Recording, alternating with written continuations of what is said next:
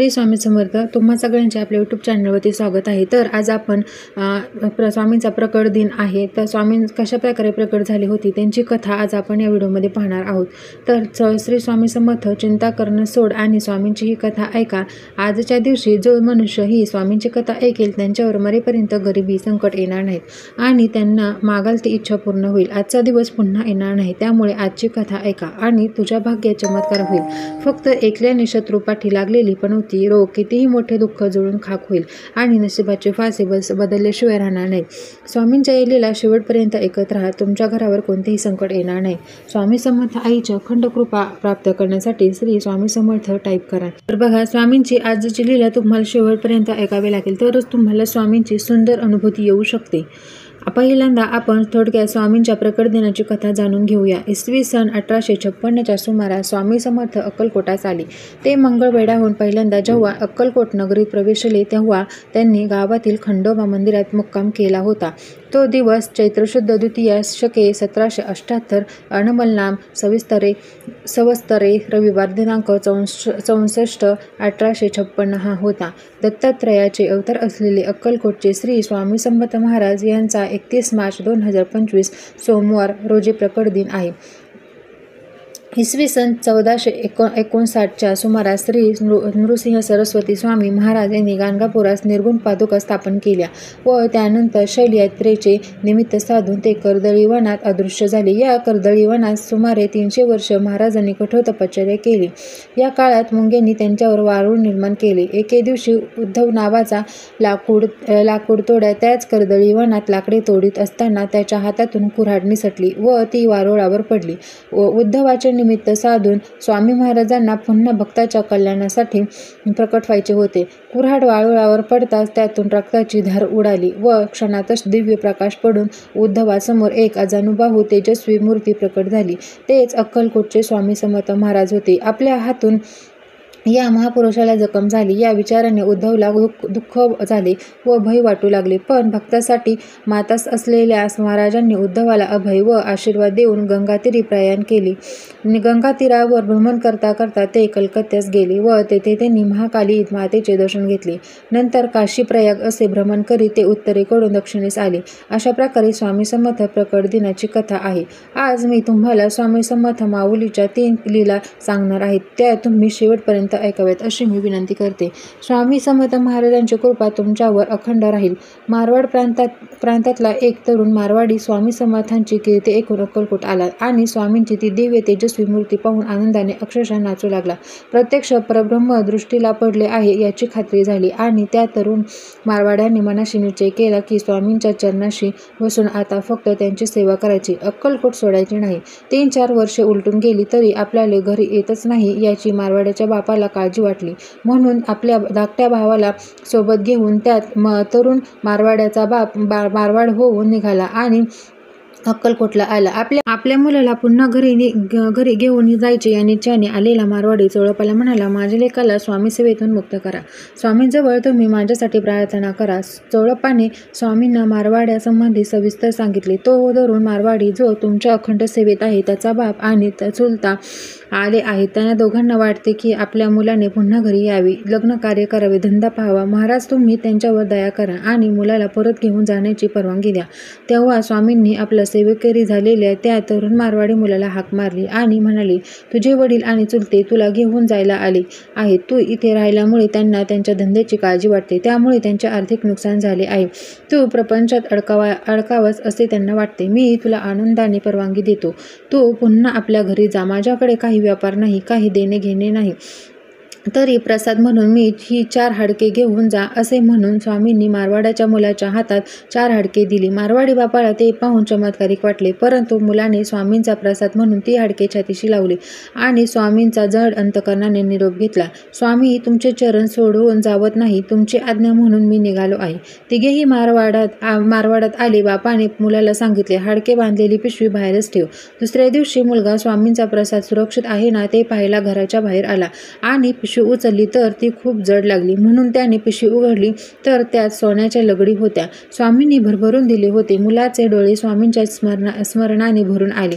त्याने ते सोने बापाला दिले आणि एक सोन्याची चिप घेऊन स्वामींपाशी परत आला. अक्कलकोट स्वामी समर्थांना पुन्हा अंतर द्यायचे नाही हा निश्चय करून तो आला होता. माझ्या परमप्रिय स्वामी भक्तांनो, माणसाचे प्रारब्ध त्यांचे आयुष्य घडवत असते आणि विस्कटत ठेवते. एवढे तुम्ही लक्षात ठेवा. त्यावर उपाय असा आहे की प्रारब्धाला आपले काम करू द्यावे. आपण प्रारब्ध शब्दात न डोकावता फक्त नामस्मरणात दंग व्हावे. नामस्मरण तुमचे भाग्य घडवते आणि समाधान देते, एवढे ध्यानात ठेवा. स्वामी भक्तांनो, आता स्वामींची दुसरी लीला ऐकूया. शिवनेरीच्या पायथ्याशी एका विरळ वस्तू सखू नावाची एक गरीब स्त्री राहत होती. तिने दिवसभर काबड कष्ट केल्यावर पोटापुरते अन्न मिळायचे, तरीही ती समाधानी होती. देवाची पूजा करायची आणि कुणालाही नाराज करायचे नाही, या 2 गोष्टी तिने प्रामाणिकपणे जपल्या होत्या. काही दिवस समाधानाने चालले होते. एक दिवस तिच्या लक्षात आले की आपल्या अंगावर पांढरा टिपका उठला आहे.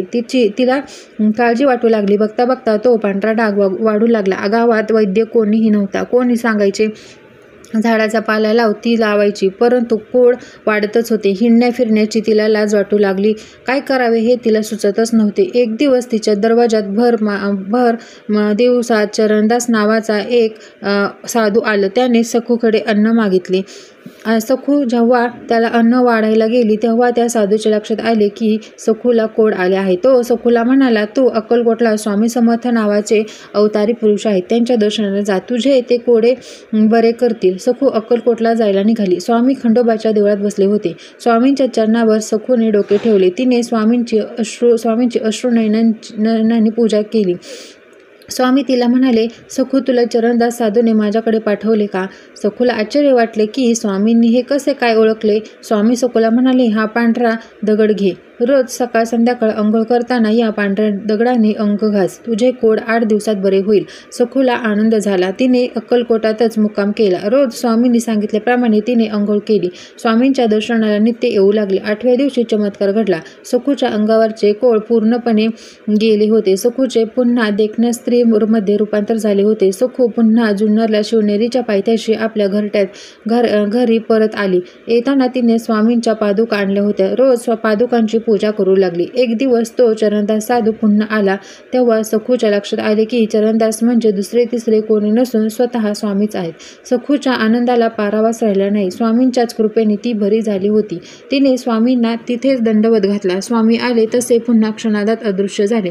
परंतु स्वामींनी सखूला दर्शन देऊन दिलासा दिला होता की ते तिच्या पाठीशी आहेत. माझ्या परमप्रिय स्वामी भक्तांनो, केवळ संगतीतच समाधान अलगदपणे उमलून येते. माणसाला खराखुरा आनंद केवळ संत सहवासातच मिळतो. भगवंताच्या सतत अनुसंधानात राहिले की मनातले भगवंत प्रेम पौर्णिमेसारखे अंतःकरणात पसरते. त्याचा आनंद मोठा असतो. एक लक्षात घ्या, जो नामस्मरणात असतो तोच भाग्यवंत ठरतो. आता पुढची लीला ऐकूया. एक वृद्ध तेली होता. तो स्वामींचा भक्त होता. अनेक वर्ष त्याने स्वामीचरणांची सेवा केली होती. एकदा त्याच्या मनात आले की जगन्नाथाच्या यात्रेला जावे, म्हणून तो आपल्या बायकोला घेऊन जगन्नाथाच्या यात्रेला गेला. तिथे माणसांची प्रचंड गर्दी उसळली होती. तो वृद्ध तेल्याने बायकोला सांगितले की माझा हात घट्ट धरून ठेव.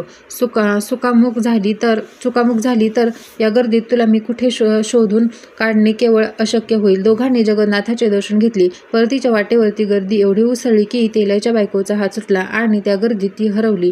ती कुठे गेली हे त्याला कळेना. 8 दिवस तो आपल्या बायकोच्या शोधात होता.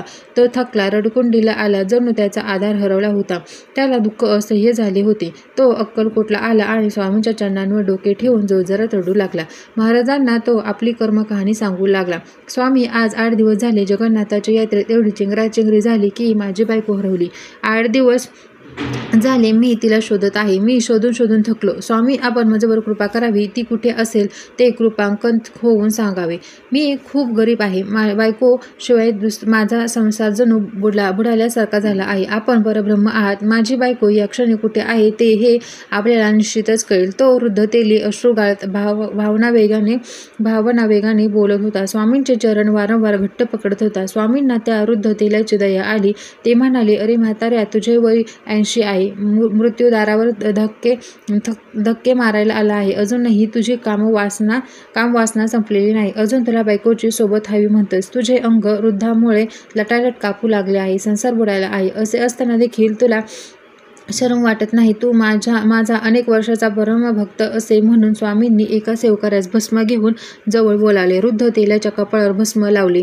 तेल्याला गतस्मृती आठवू लागल्या. अनेक जन्म तो स्वामींचा भक्त होता. स्वामी पुन्हा तेल्याला भस्म लावले तर काय आश्चर्य, तेल्याची बायको तेल्याला शोधत स्वामींपाशी आली. आपला पती स्वामींचे आहे हे पाहून तिला फार आनंद झाला. दोघांची भेट झाली. दोघेही स्वामींपुढे पुन्हा वाकले, त्यांचे आशीर्वाद घेतले आणि आपल्या गावी निघून गेले.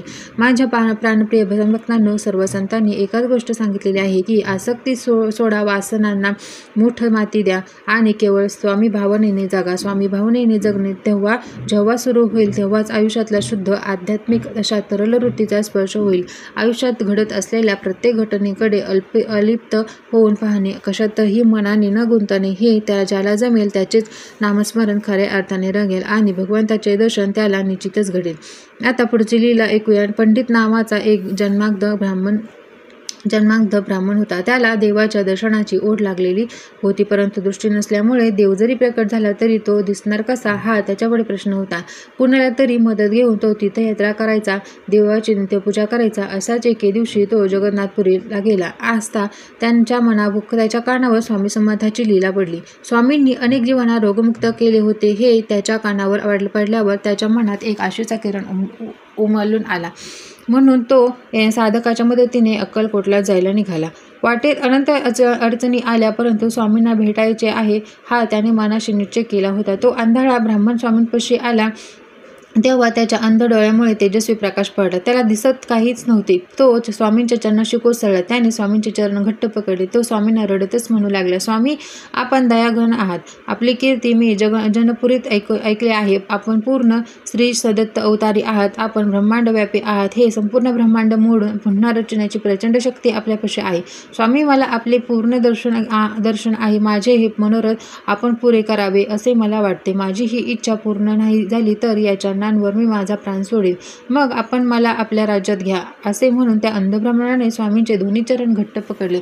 आपल्या अश्रूंनी ते धुतले. त्याने स्वामींच्या पायावरती पुन्हा आपल्या भक्तिमाता टेकवला. स्वामींना ब्राह्मणाची दया आली. त्यांनी ब्राह्मणाला हलकेच उठवले. त्याच्या अंगावर आपल्या गळ्यातला फुलांचा हार टाकला. स्वामींचा आपल्याला प्रसाद मिळाला असे ब्राह्मणाला वाटले. हा प्रसाद त्याने आपल्या डोळ्यांना लावला तर काय आश्चर्य, ब्राह्मणाला दोन्ही डोळ्यांनी स्वच्छ दिसू लागले. प्रथमच तो ब्राह्मण हे दृश्य अनुभवत होता. समर्थांनी आपले दिव्य रूप त्याच्यासमोर प्रकट केले. स्वामींचे ते दिव्य रूप पाहून ब्राह्मण आनंदाने नाचू लागला. त्याने स्वामींना साष्टांग नमस्कार घेतला. म्हणू लागला, स्वामी, मी जन्मांध आपली कृपा झाली. मला दृष्टी मिळाली. प्रत्यक्ष परमेश्वराचे दर्शन झाले. स्वामी, हे चरण मी आता कधी सोडणार नाही. मला आशीर्वाद द्या की मी या पवित्र चरणांची आयुष्यभर सेवा करेन. स्वामी हसले आणि ब्राह्मणाला खूप आनंद झाला. माझ्या प्राणप्रिय स्वामी भक्तांनो, आपण सर्वजण देहभावनेने जगतो. या देहाचा आपल्यावर एवढा जबरदस्त पगडा आहे की मी पण आज सुटतच नाही. या विश्वात परमेश्वर व्यापून आहे ही भावना त्यामुळे खूप अंधुक होते. परंतु मी देह नाही तर मी आत्मा आहे आणि आत्म्याच्या साक्षीने एकदा का जगायला सुरुवात केली की परमेश्वराची संवाद सुरू होतो, अनुसंधान वाढते, परमेश्वराचे अस्तित्व जाणू लागते. तर स्वामी भक्तांनो, तुम्हाला आजच्या लीला आवडल्या असतील तर आजच्या या लीला तुम्ही लाईक करायला विसरू नका. तर आपण सर्वांनी मिळून स्वामी समर्थ आईचा शक्तिशाली तारक मंत्र म्हणूया. निशंक हो, निर्भय हो मनारे, प्रचंड स्वामी बळ पाठीशी रे, अतर्क्य अवधूत हे स्मरणगामी, अशक्य ही शक्य करतील स्वामी. जिथे स्वामी पाय तिथे न्यून काय, स्वय भक्त प्रारब्ध घडवी ही माय. आज्ञे विना काळ ही नाणे त्याला, परलोकी ही भीती कशाची तयाला. अशक्य ही शक्य करतील स्वामी, उगाची भीतोसी भय हे पळू दे, जवळी उभी स्वामी शक्ती कळू दे. जगी जन्म मृत्यू असे खेळ ज्यांचा, नको घाबरू तू असे बाळ त्यांचा. अशक्य ही शक्य करतील स्वामी, खरा होई जागा तू श्रद्धेसहित, कसा होशी त्याविल तू स्वामी भक्त. कितीदा दिली बोल त्यांनीच साथ, नको डगमगू स्वामी देतील साथ. नाम ध्यानादि तीर्थ स्वामी जया पंचप्राणामृतात हे तीर्थ घे आठवी रे प्रचती न सोडी कथा स्वामी जागेही हाती अशक्य ही शक्य करतील स्वामी. जर तुम्हाला आजचा व्हिडिओ आवडला असेल तर व्हिडिओला लाईक, शेअर आणि सबस्क्राईब करायला विसरू नका. श्री स्वामी समर्थ.